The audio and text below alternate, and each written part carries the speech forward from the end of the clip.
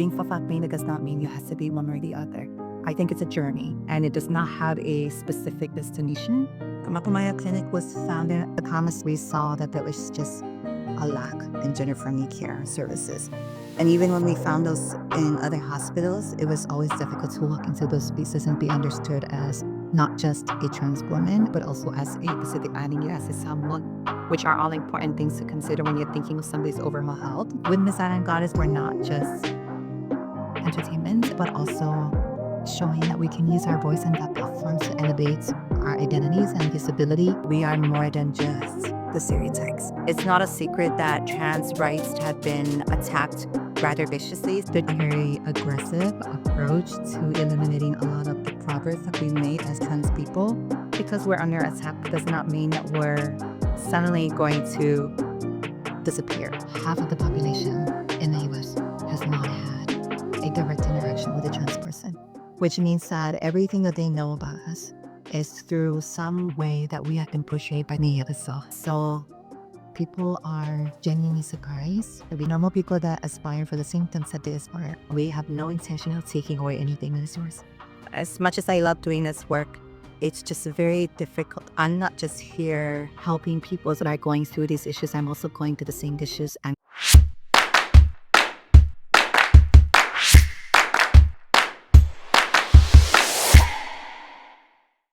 Thank you, Tepa, for taking the time to be here with us. As Dear Suga is all about sharing stories and embracing the different aspects of the feminine energy. So before we dive into it, I wanted to see if you could take some time to introduce yourself, maybe how you identify yourself as, and also a little bit about your background. So first of all, thank you for having me. It's an honor being on here. My name is Tepa. I use she, her pronouns. I am from the villages of American Samoa. I identify as a Vaina. I also identify in Western context as a trans woman. A little bit about my background. So academically, I studied psychology, and so that's what I have my degree in. But I think this work was inevitable. Like I ended up in advocacy work and gender-affirming care work because it affects me personally, and I thought of my own experiences going through my own challenges that it was a good way to give back to my community and provide guidance that I didn't really receive or feel like I didn't get. So we both grew up in American Samoa, and so I was curious, there's so many things to miss about home, right? So what are some things that you mostly think back and go, you miss that mom or you don't miss at all? Oh, I think the thing I miss the most is just the laid back, chill vibe of Samoa. The comfort. I always think about as how I used to just roam my village at nights as a child, and it just felt safe.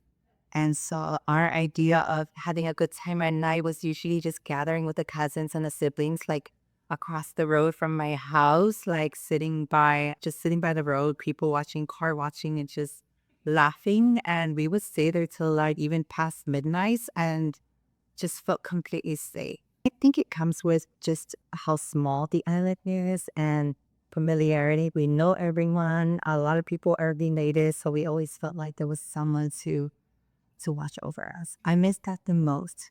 What I don't miss the most, I think it's politics in Samoa. Not just in governments, but even culturally. I don't miss a lot of the politics. As somebody that identifies as a Fafafine, I always felt like I was always not included in a lot of life conversations, even in village gatherings, cultural gatherings. I always felt restricted. And so there are times where even when I go back home and I show up in those spaces, I feel like I have to be careful. And although I live my life fully as a woman and I don't see myself as anything other than a woman, there are still a lot of like biases that people back home, my family included, tends to place limitations on you. And I honestly hate, and I know hate is a strong word, but I mean it. I hate being like that. I know that some of the viewers that are part of Dear Suga are not familiar with our culture or not familiar with even with Pacific Islanders. So maybe if you could speak a little bit more of what it means to be Fafapinit. Yeah, I could ask this question a lot, and especially living in diaspora in the US where, as we all know, there are so many different identity labels, and sometimes you feel like you have to conform to a certain label just to be relevant. Like growing up in Samoa, I'd always understood Fa'afafine as just a multifaceted identity. I think Fa'afafine encompasses so many different experiences. Literally translated, when we think of the word Fa'afafine, if you want to just take that literally, it just means like a woman or in manner of a woman. However, I think that even that term does not do justice. I just think words are limiting sometimes. And growing up, I've always understood that Fa'afafine has so many different faces. And although it translates literally into in the manner of a woman, I grew up seeing Fa'afine who look like me, who presents femininely 24/7. But I also grew up seeing a lot of beautiful Fa'afine who are just more effeminate, but still preserve some masculinity in their appearance, and they prefer and they feel comfortable that way. And I think the beauty of that is that being Fa'afine does not mean you have to be one or the other. I think it's a journey, and it does not have a specific destination. You don't have to have a goal of passing as a woman, or you don't have to stop halfway through and display both masculine and feminine energy. It's really where you land on that journey. That's just my own personal way of viewing the Fa'afafine.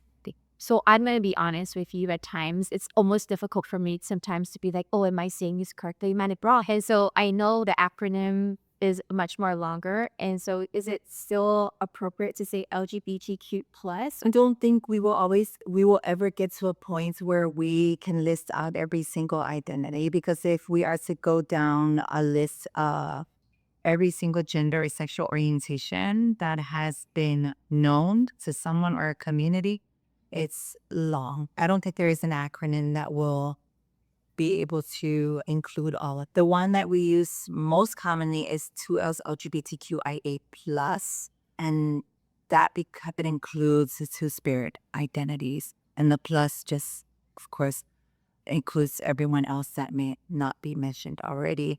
The one that has been, I would say, growing up, that was always known to people was LGBTQ. But Felicia Atson, one of our friends who is an activist in New Zealand, she coined the acronym MVP5. Her intention with that was to create an acronym that is unique to Pacifica identities, their genderless identities, that does not have to conform to the LGBTQIA plus. And I think the beauty of all of these sexual and gender orientations are so hyper-focused on your body, your appearance, gender, sexuality, who you've had sex with, your genitalia. It's like all connected to that. Like when I think about the Pacifica identities and when I think about my one identity is being in, it doesn't limit me to just like that. So it's not just about my gender. Like I can say I'm Fa'afafine, and that communicates so much more than my gender to everyone. It also communicates to people that I'm a Samoan woman. Yes. And I say Fa'afafine because a trans woman from another culture cannot say that they're Fa'afafine because they don't have a Samoan experience. And just by saying that I'm Fa'afafine, it also communicates that I have a connection to that land, ancestry and customs and practices of that land. And I think that's the beauty of it, because it doesn't limit us to just sexuality and a gender.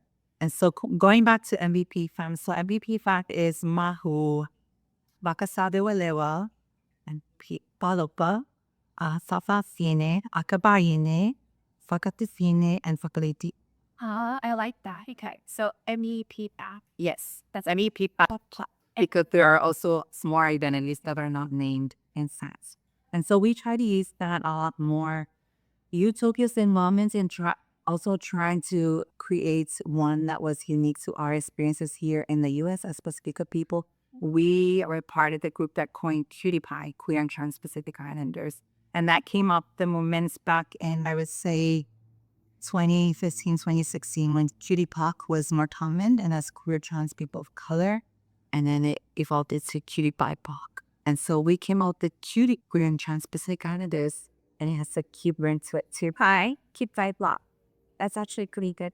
You're a very educated woman. And so for me, I'm curious because it could have gone into any other like industry, or what actually got you to decide that this is your path to advocate more for your community?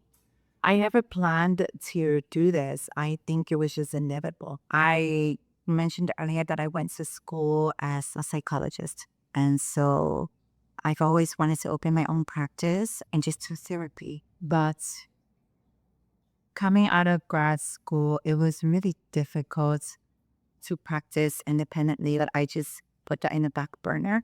And I've done multiple things in the human service field that is still connected to, but not quite therapy. So I have been a mental health counselor for the governments in American Samoa right after grad school. I have been a case manager for folks with developmental disabilities, hospice folks, children with autism. And then moving to Washington, I worked a lot with the veterans community and specifically the hospice veterans community. And I started to get involved with Utopia's work because I thought it was a beautiful way to connect with my own community. Tati and Isis, who were mostly leading all of the efforts of Utopia at the time, reached out as when I first moved here, and they said, "Would you like to be on the board?"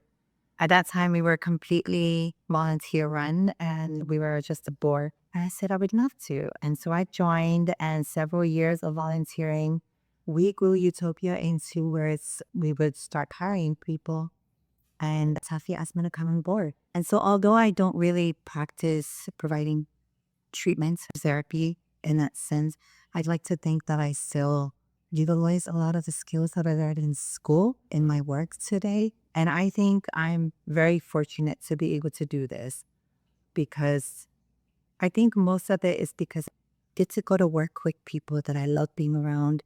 I get to walk into a workplace now where I don't feel like I have to worry about my appearance in the sense that am I feminine enough? Are people looking and thinking about is that a trans woman or what is that? And so I like that whole layer has been removed since I started working with Utopia. And so that's the beauty of working with your own community.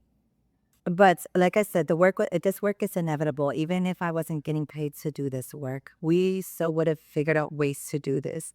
Like I said, we were doing this volunteer because we knew that we have a community and we saw just a big part of our Pacific Islander trans community specifically moving here. Fafafine, Haleti, Pakasale, they were moving to Washington because Washington's, to be honest, as a trans woman, just feels like one of the safest places to be. It's a place where we feel like we could thrive.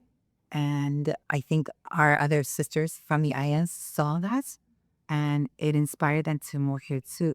And so we have such a huge community here in Washington now.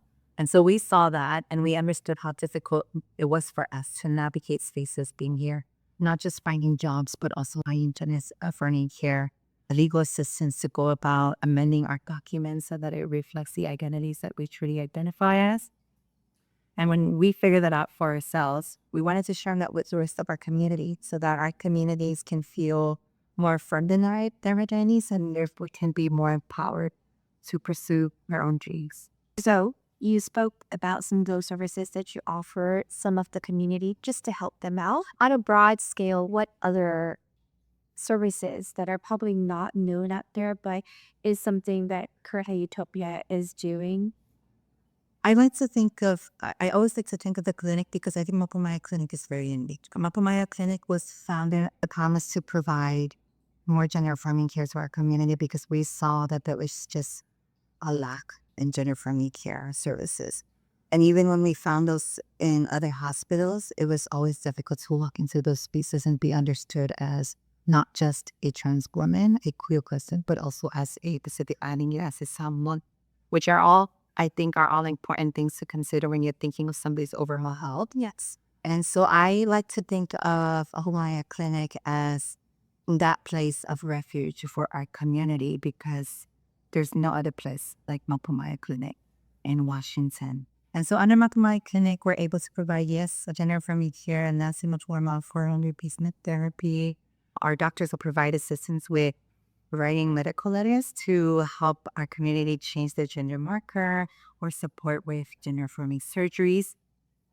But even beyond that, we also provide all of the other primary care services. And I think that's beautiful because I also don't want people to think that when we talk about gender affirming care, that we're just referring to the access to hormones. I think gender affirming care is being able to access care that everyone else is accessing and deserves, whether it's diabetes management or everything else in your health. I think the piece of it that makes it gender affirming is being seen by a provider that understands and sees you and is who you are. We pride ourselves in being able to provide that to our own community. I can understand why someone would feel like, oh, people understand in there. That I feel like I'm understood. Maya is such a great concept. But it's here in Washington. I live in California, but I don't really hear anything there. So I'm curious, is there any plans to expand? It's definitely a conversation that's come up several times. We have several partners that have helped us in building Mapu Maia. Dr. Samoa, who is in LA, is one of them.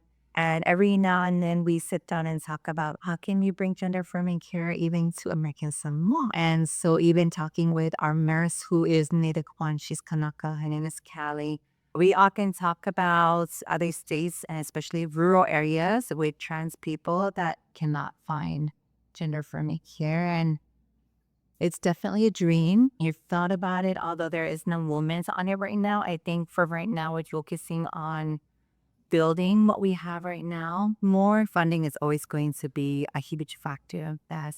I think if we had the opportunity to be able to expand in that way, I would love to see multiple Mapu Maias in different states, especially in states where there's a big community of trans people. Yes. So when you're talking about funding, is Miss Island Goddess also part of the Utopia to help with funding, or is that a totally different entity? It's someone. Yes, so Miss Island Goddess Pageants is one of our oldest, but also one of our major fundraisers. So we have two major fundraisers throughout the year, and that's our Manifest events, which happens late summer into the fall. And then we have our pageants, which has been around since 2009, I believe. It was the first fundraiser. And it's continuing to go strong. Yes, it provides a platform for our community to celebrate their identities, step on stage and be able to display their creativity and their arts. But I think also just as important as that is, Miss Island Guys it's a passion with a beautiful purpose, and that is overall to provide support and uplift the work of Utopia Washington. We are a 501c3. Yes, we have grants that we apply for, but we cannot just be complacent and depend on that because grants sometimes can be very limiting in what we can use the money for to serve our community. And as people who are from our own communities, sometimes we see the need in places where the grants don't. And so having that flexibility to have unrestricted funding, Vaina, just gives us more to be able to help our community more and non-traditional ways. It's a great cause, so kudos to all of you. I've admired my ability to put it together, and because there is a purpose behind it, and this purpose is for sure like Mapu Maia, for example. So, and just heard you said American Samoa, so you did actually work at Spanish American Samoa. We've thought about it. Dr. Someone asked me at one point to say, how do you feel about trying to go put on a seminar in American Samoa? I think we have to be in connection with a lot of the providers that are already there. I just feel that nobody feels like we're stepping on their toes. They're already practicing here. And to be frank, they have the ability to provide gender-friendly care. And I wonder if it's just a matter of providing them with the guidance on how to do it, because one of the things that I learned in the process of trying to build Mapu Maia is that gender for me here in the sense of trans care is not something that's just a regular part of medical school. And although our Samoan doctors may understand how hormones work, maybe they don't really understand how to administer is estrogen, testosterone, and how do you determine dosage. I feel like that's something that OTP we can overcome easily. But of course, as a Samoan woman, always in the back of my head, I'm also thinking, I wonder also culturally.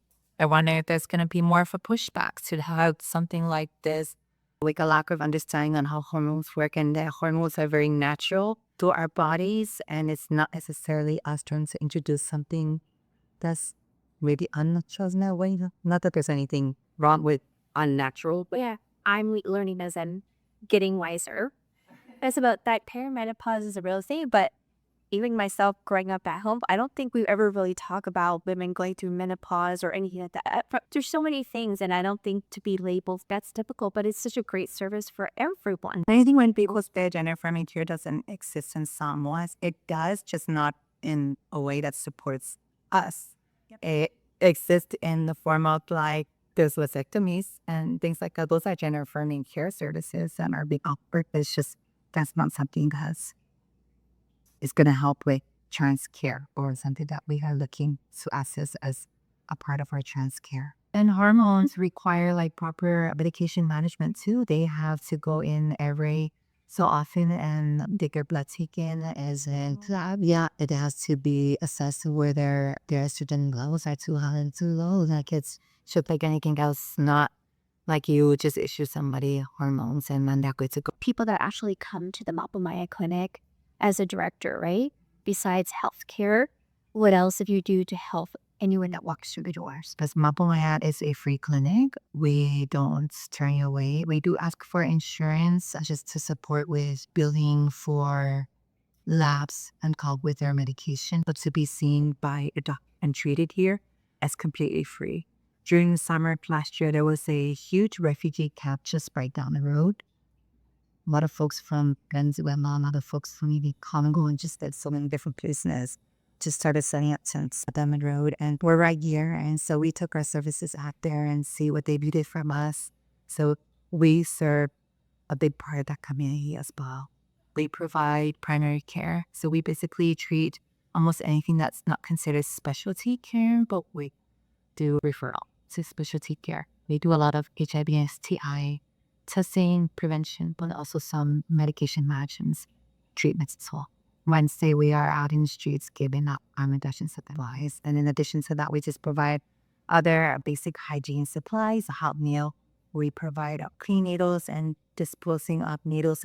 And the reason for that is injectable substance use, often a major cause of aging. And in addition to that, we just provide other basic hygiene supplies, a hot meal. Oh, that's wonderful. So how has it been like with the new administration coming in, and especially for yourself because you're in the field working? How has it been? It's been difficult. It's definitely scary. It's always a lot of conversations in personal circles and even at work, because it's not a secret that trans rights have been attacked rather viciously since the beginning of this new administration. There just seems to be just a very aggressive approach to eliminating a lot of the progress that we made as trans people. And so that definitely puts us in a place where we have to think about like how are we going to sustain for the next 4 years? Is our funding going to be cut? And just even thinking on just the interpersonal level, when you see that the administration is openly and just without remorse, just attacking trans, I think it also emboldens a lot of discriminatory behaviors. And so we definitely think about what that looks like for us, our daily life. Should we be a little more careful as a clinic that is openly providing gender-affirming care? And we think about what our safety is going to look like. Are we going to be under attack? So yes, those are the real conversations. We're definitely not going to stop. We built Utopia Washington during the last Trump administration, and it's not going to change this time because we're under attack in that way. It does not mean that we're suddenly going to disappear, right? Regardless of how difficult things are, our community is still here and they still need us. As much as I love doing this work, it's just very difficult. I'm not just here helping people that are going through these issues. I'm also going through the same issues as a person that is very much from the community that I serve. And so many times the professional is personal. It's hard to just get off of work and feel like I'm taking off my work hats. I'm still very much affected by these issues when I go home, wherever I act. And so that part of doing this work is always going to be a challenge. We find ways to cope with it. But there are days where I think about, well, if I was working a job that I could completely hang out my clothes or it's 5 o'clock and not think about these things until eye clock in. So here's a question. You still went for Miss Island Goddess to decide to still go forward with Miss Island Goddess, even though you already have a whole lot other things, in your life? A lot of part of that was a truth to myself. As a papa, being an as a trans woman growing up, I watched pageants on TV. And those were some of the first examples of me being able to see myself on TV. When I saw the hopping occasions on KBCK TV, on PPL nights, or when they just play in the middle of the day, I always enjoyed it because I was able to see myself reflected in characters that I was seeing on TV. And so pageantry was always a part of our community. It was a place where I saw my sisters just be complete happy without a care in the world, just getting free. And so I grew up always aspiring to one day be in a pageant. And the first pageant I did was Sophia's back home from 2012 to 2013. I moved home right after grad school, and then some of my sisters that convinced me to do Miss Sophia's. And so I was like, sure, let's do it. It was the first pageant I ever did it, and I got lucky and I won. And so that was my first experience being in pageantry. And I never thought I would do another pageants. When I moved to Washington and I started getting older, Utopia, I will be honest, every year I used to stand on the backstage, off stage, just looking at the stage and thinking maybe I should be back on that stage. And I had to fulfill that longing. And of course, as a partner, it's like, oh, that's so much stress, that's so much work, that's so much money. But there is something beautiful about pageants in our community. And my sister and my best friend, Hiram, we always have these conversations at the community that don't often see weddings for ourselves. Sometimes pageants are like our weddings. So to be able to dress up, get your hair done, look beautiful, walk down the aisle and be celebrated by everyone in that room is a beautiful thing. And that was one of the reasons why I decided to get back into Island Goddess and do it. And also because of Miss Island Goddess's purpose, it just made it even better for me. That's wonderful. Thanks for sharing that. And now you are in the process of Cry the News Goddess with your brain taking the next step. What is the next step for you? The next step is I just go back to my old life. Work is always going to be here. I'm just not going to have the extra Miss Island Goddess responsibilities, although I will. I'm sure it's going to feel nostalgic at that point and I'll miss a lot of this, but I'm also excited for the next step. I'm excited to see the next person that's going to step up, and I'm excited to see the work that they're going to do. I think with Miss Island Goddess, we're always also trying to normalize that in beauty pageants, we're not just entertainment and we're not just appearing when it's time to entertain people, but also showing that we can use our voice and we can use that platform to elevate our identities, and that our disability, even with a crown on our head, is a form of resistance. So we're pivot a little bit now to more of like self-care. What are some self-care habits for yourself? I am surrounded by people a lot, right? And I am surrounded by people that, yes, I serve as part of my community, I work with, but also are people that make friends. The same people that walk through the clinic are possibly the same people I could be going to dinner with in the next couple of weeks. And so with that, I learned to appreciate time long. I know that sometimes like some of my friends and people in my life are like, are you depressed? Like you lock yourself in your room over the weekend and just like never come out. I think that becomes my sanctuary when I need to just get away from all of it. So I just stay in my room and just binge watch everything over the weekend. I'm a homebody first and foremost. Carmen so appreciates that time and see it as a luxury for myself. It is my goal this summer to try and get back to the thing I used to enjoy. That thing Started group training again, so I'm starting to lift a little more. Ugh, my time's so sore right now. So I don't know, it's not on the questionnaire, but I did see your Facebook and I did see you're dating. Oh, yes. Okay, so I want to ask because I am single. And so sometimes like my friends are always telling me, okay, you need to go on a date. So I'm curious, with all the work that you do, how did you put yourself back out to go on dates? I wasn't. The last relationship that I was in was back in 2016, and it was right before I moved here. And it was a long time ago. And I wasn't actively looking for a relationship. Yeah, here and there would meet someone. It was always just casual and fun. But my partner right now, almost 2 years today. So around May last year, he messaged me on Facebook, and that's how we met. It's a long distance relationship. We've been doing our best to try and see each other every month. We went to Samoa together in December, and we were there for 2 weeks. We're a little on the older side, and it's good company. So some of like another best friend to share and talk with and events you, but also just to enjoy being. Oh, that's wonderful. My friends always say, you need to get back out there and start dating. But I think I'm too heartbroken to actually go back on dates and things like that. You seem very happy. What was some advice that you would give someone who's dating? It's typical. To your point, when I left Hawaii in 2016, I was awful, truly just heartbroken. And that's one of the reasons why I was not looking for a long time. I told myself I was open to it, but also I was not really putting myself out there. Like, I wasn't really telling people I was looking to dates, and I wasn't actively looking. It was just it was just one of those things where I'm like, it comes, right? I think it just came for me. And that's how I ended up back in relationship. I think as a trans woman, I would say that there was a part of my life where I always felt like I needed to be in a relationship. And I think part of that was to help me feel validated in my femininity, that if I'm doing that, I felt more like a woman. And I felt more like a normal woman that could have a normal relationship with a man. And it got to a point where I felt like I would be willing to do that at whatever risk this, to be in a relationship no matter how toxic it was.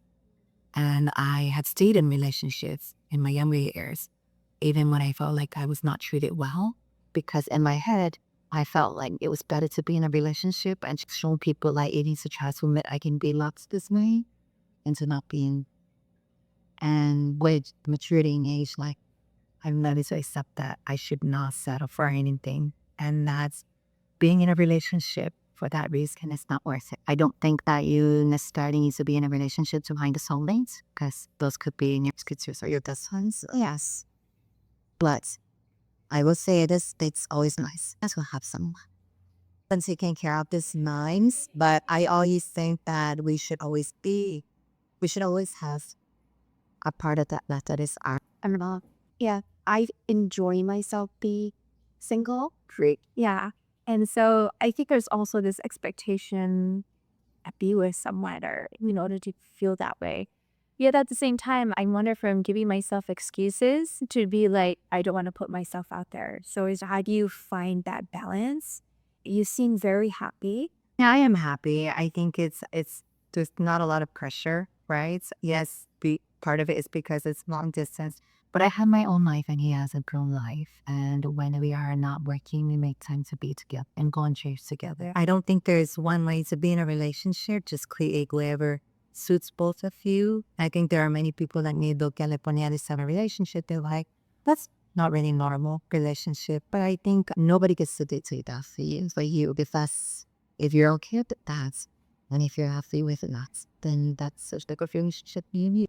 That's wonderful. I also like skincare. And so I'm curious, is there any skincare tips that you could share? Skincare, I think Dr. Tweak can even vouch for this. Skincare, obviously, trend is the holy grail that I can never realized before. It's like getting a facial peel without actually going into a spa to get a facial peel, and it happens gradually, so you're not like burning like right away. And so that is probably like the biggest thing I'll tell English to try, or some type of retinol. Moisturizing, definitely. What's your go-to moisturizer? I used to feel a lot, like tend to get super oily when I start using oily products.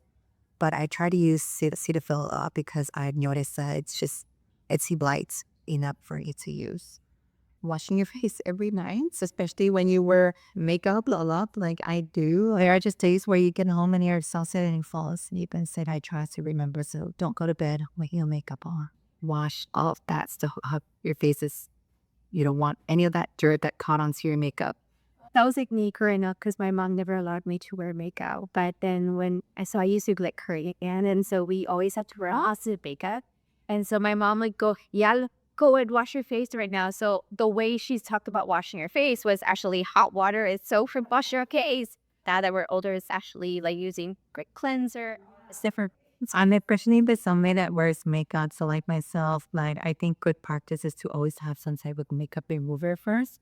And you want to think about you're not really getting the ingredients of your face wash to work on your skin if its skin is stuck on top of the makeup. And so a good practice is to always use some type of makeup remover, whether it's a balm or whether it's makeup wise, and get your face down to where it's clean and ready for the base wash before you start doing toning and moisturizing. I used to try and do so many different things, and that was because like my little sister is also, she knows so much about skincare, and then she would try to introduce so many different things to me. And then I realized, and I was saying, I don't think we need all of this. I think you just need to have a good face wash and moisturize, and then like tretinoin is like the plus, and I think that's all the skincare that you need. So that's all I do now. Oh, that's good.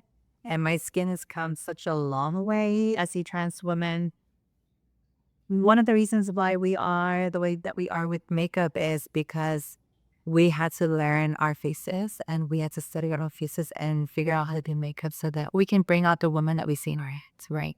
Prior to getting like any gender affirming procedures, like we would pound on makeup, contouring, highlights, just to like shape and structure your face to look or heart shaped. Do you high cheekbones, smaller forehead, everything.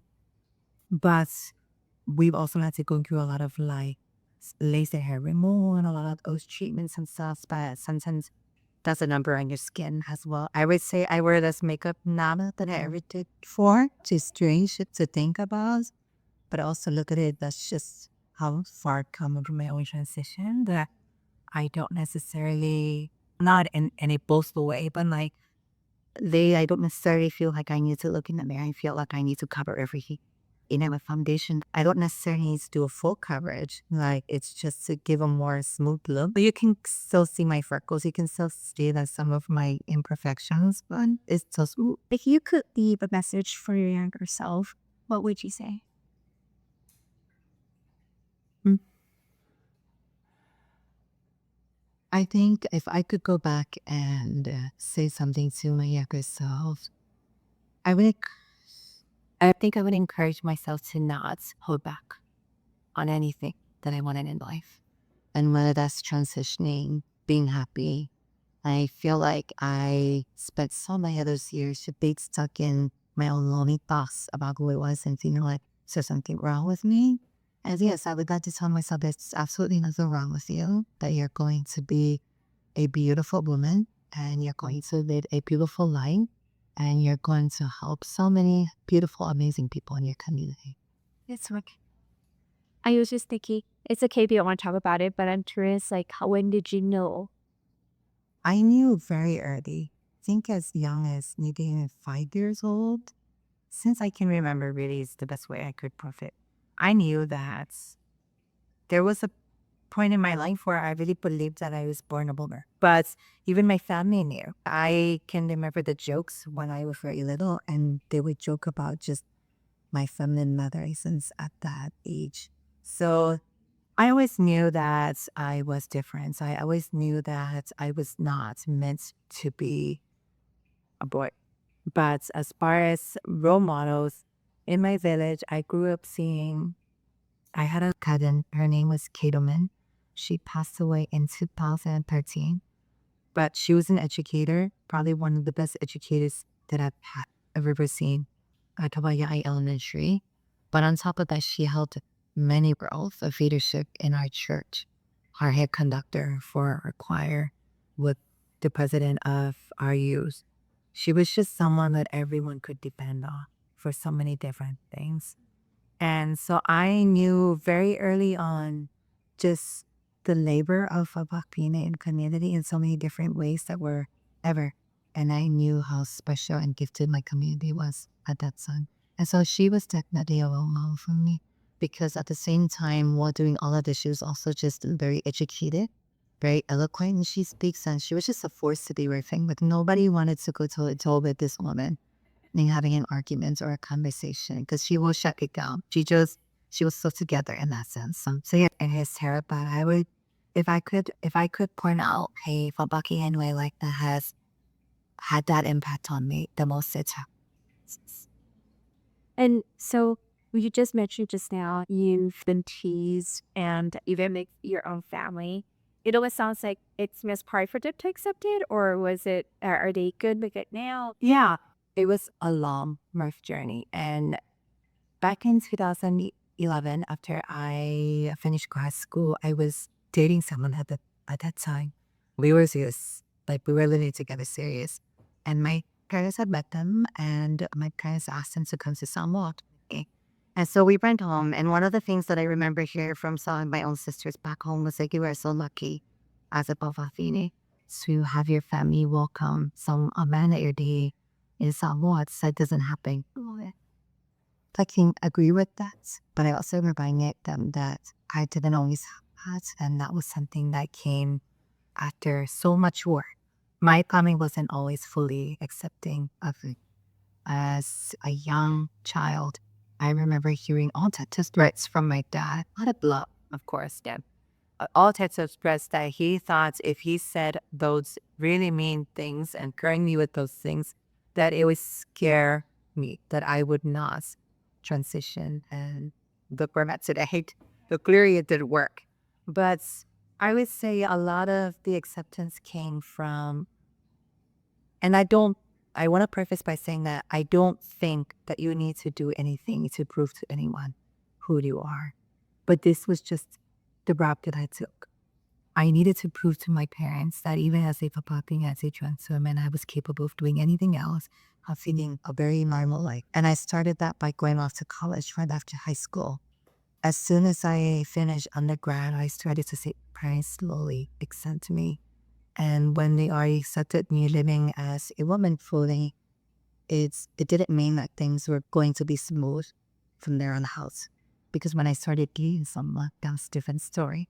When my mom found out that I was living with my ex, I remember she called and she's, who are you living with? And I said, my friend. I mean, I was like, is your friend? And I knew she was on me about it. Like, she was on this time. Is your friend a boy or a girl?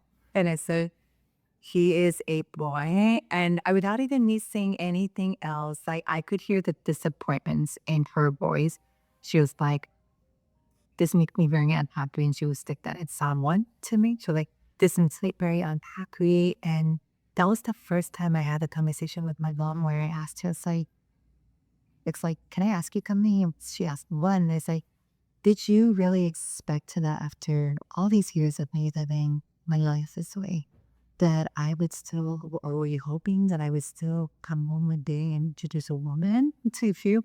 And I was like, I'm just curious. I don't know why it's so hard for you to stomach that with a man. And her response to me at the time broke my heart because it was my first realization of the expectation that I just from society and culturally our families have on us. Her answer to me was like, they didn't expect you to bring anyone else. And I started thinking back to all of my Pafatine aunts and all this land, that they all led the same way.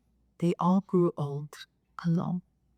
And that was because there was just a common expectation that as Fapafine, it was our place to always return and give all of ourselves to taking care of our parents while seeking schooling at their best class. Yeah.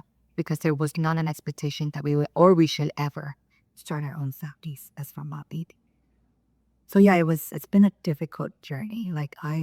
There's been a lot of those bumps that I had to sit down and have conversations that I'd like to say I'm proud of my parents because they also learned so much by raising me and having me. I am so lucky today that I have the support that they have. It's through my pageant experiences and everything, through dating, even my current relationship, like they're configured. They were very nice to him when we went to Samoa. And sometimes when I with them here in the US and they call, they'll say, oh, hi. And like, it's on to say hi. So yes, I do consider myself very fortunate in a way because I know a lot of my community that will never have that. I still don't have that. But I think I've also had a specific journey that lived to be so good. It wasn't my family at a very young age decided to say, raise me as a little girl. No, it wasn't that.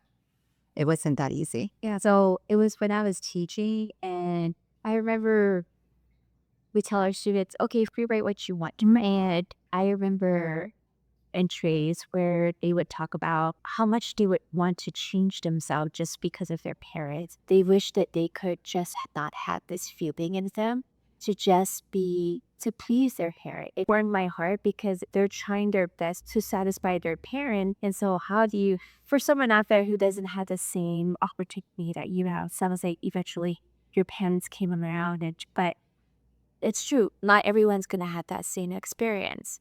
And so for someone who might be going through that, what is something that you could offer? Yeah, I think everyone's experience is going to be different. They have different friends from my parents, and my parents, guess, may have been hard at first, but I also knew that they would always mom me regardless. I have sisters who have been married and ostracized from their own families. And I think there's no blanket advice that I could ever give because that's just a journey that is even me for your own family and you. I think the best advice I could give anyone really is it's just a personal journey that you have to arrive to yourself and realize yourself that's something you truly want. So, but I will say this, you are all deserving of all the things that you feel like the people that you are caring for and love. If you feel like you deserve that, you also deserve that. Yeah. You can't make anyone in life if you feel that. Just you can't orphan to come. So in terms of visioning legacy, so now that you're moving forward, what is the legacy that you would like to leave becoming? I hope that I have been able to inspire them to be themselves, to be unapologetic about being themselves, and that they don't owe that to anyone else but themselves. And I also hope that I've been able to inspire and influence people to change the way that they think of us. That we are more than just the stereotypes that they like to put us in. They like to limit us in. I think that the better way to say is that we are more than capable of holding positions like we hold at Utopia. And we were hired on our own merit too. We also have skills. Trans people are also educated. And we have the pieces of paper to prove if that's what you're looking for. But also beyond that, as trans people, as sex workers, people who had to resort to sex work as a way of surviving, that just naturally gave us so much life experiences that allow us to learn so much more skills that a textbook could teach us. And my biggest question, the biggest thing that I would like people to think is like, how does deterring trans people from starting take away from, does it take away from, I think, now what people stop to see that. How does it hurt me? How does it hurt me? Yeah. Is it just because it's an eyesore to you? Or is it just because that's the common belief in your group because you were always studying religious values and it's easier for you to just go with the status quo and what everybody else believes or what you can talk to believe instead of formulating your own thoughts by your own experiences and interaction with people. More than half of the population in the US has not had a direct interaction with a trans person, which means that everything that they know about us is through some way that we have been portrayed by social media or even just media itself. And if that image is always negative, then guess what? The view that people will have of us is always going to be negative. And so I think that people are always genuinely surprised at just how normal we are when they get to sit down with us and talk with us. That we just are normal people that aspire for the same things that they aspire, or we want the same things that you want, and we have no intention of taking away anything that is yours. Thank you so much for taking the time to actually sit with me. I think I've always admired the pop-up clinic community because it's just, I always see, it's almost like a sisterhood within your own. So it almost feels like you all lift each other. And that's what I always see. And I appreciate you taking the time to actually sit with me. You're full of grace. You're a pacer in your own right. And I appreciate you taking the time today.